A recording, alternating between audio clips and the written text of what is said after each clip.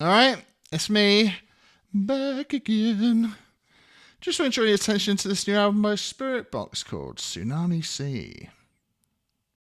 It's Metalcore, it's Matrix Core, it's Thor, it's whatever you want to call this hybrid stuff these days.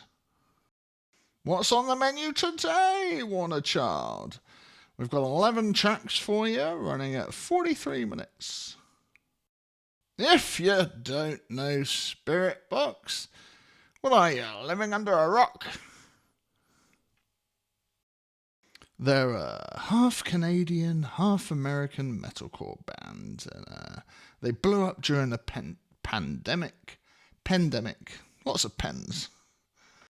They blew up during the pandemic. That's when I discovered them.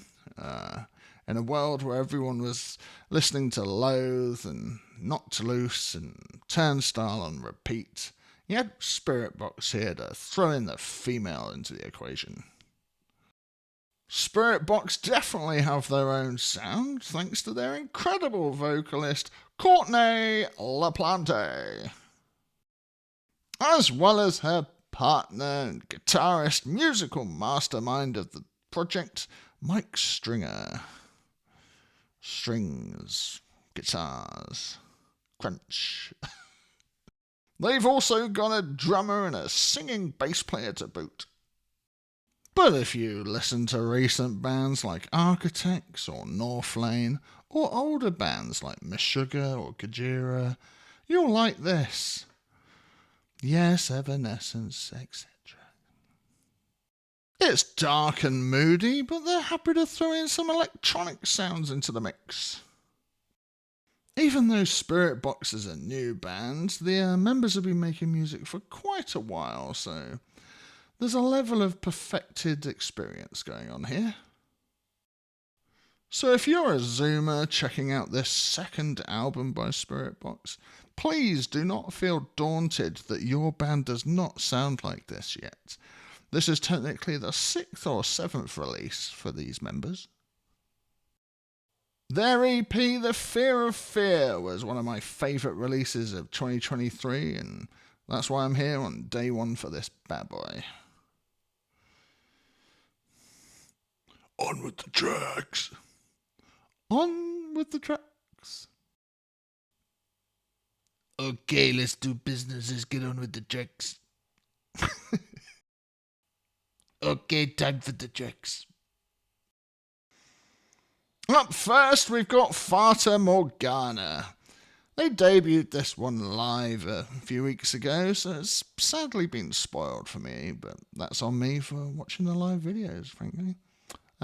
Absolutely love it. Super chunky, love the bends on the chorus and the distant prog picking. If Architects came out swinging on their album last week, Spiritbox have come out demolishing and crushing us. An absolute tidal wave of an opener. I'm grasping for air here. This is how the biggest, heavy, female-fronted band in the world should sound. Undeniable. Flawless victory. Then we get Black Rainbow at track number 2. I can picture all the goth baddies dancing to the industrial part of this track on TikTok. No real mixed bag of stuff going on in the rest of the song, though. It sounds like it could have been 4 different songs. Probably one of the weakest tracks on the album for me, sadly. But it's fine, because I'm still on the high of the first track. And then we've got Perfect Soul, track 3.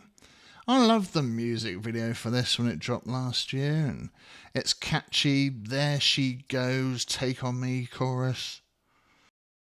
But it's the verses on this track, especially on an album this relentless and heavy. You need moments like this to wash you up on the beach before you get battered by another wave. Almost ethereal. I love melodic, epic rock Spiritbox. Up next, we've got Keep Sweet. I'm definitely a fan of breakbeat Spiritbox, but I can see that dividing the fan base, and It's another mix of 5 songs for the price of one, but I can see the fans enjoying the two-step part live. I wish they did a guitar solo. They hint at it in the background, but I wish it was in the foreground. And then we've got Soft Spine. It's grown on me a lot, even though I still think it's a Deftones track.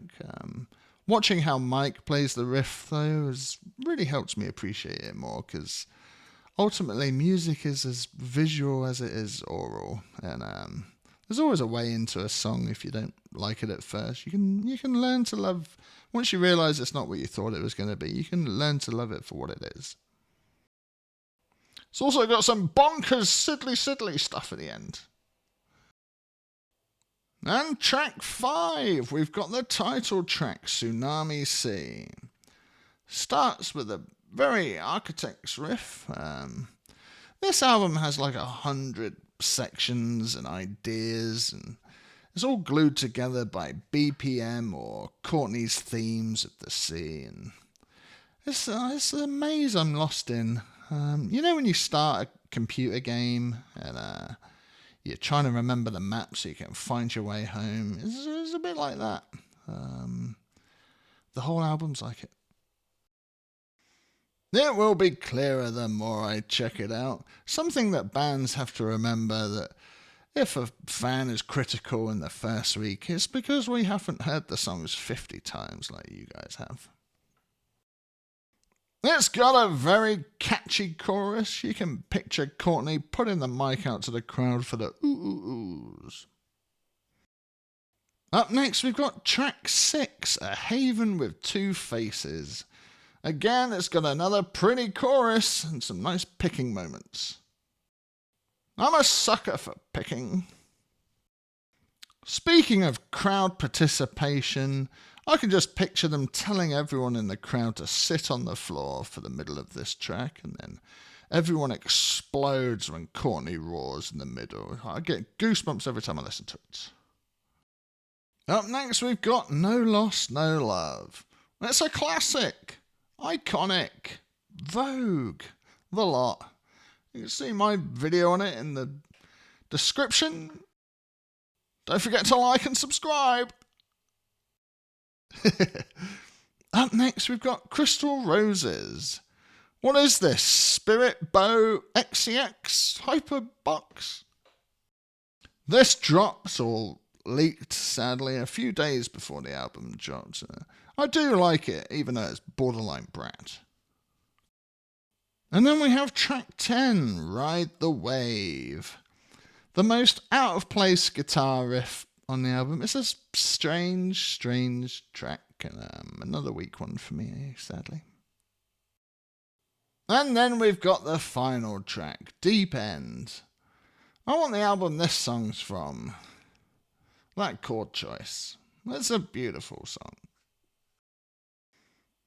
And I'm going to end with a lyric from it. You're an island with a clear view. I'm a tidal wave. Pull me back to you.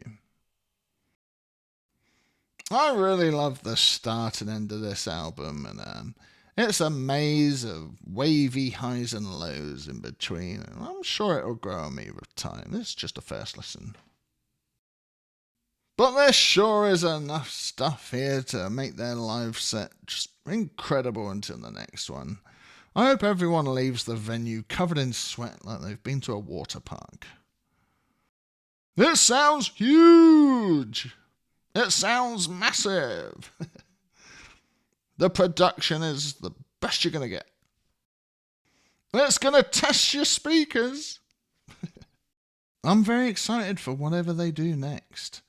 And that's a good feeling to have after an album this big. I still think they can beat it. And this is the closest they've been yet. And I'll be there for day one for the next one. It's my album of the week. Well, that's that for that. I'm off to go and see Mickey 17 now. I was supposed to see it last night, but when I got to the cinema, there was a technical difficulty. So I'm off to go and see it tonight and do the video for it tonight and cram it all in.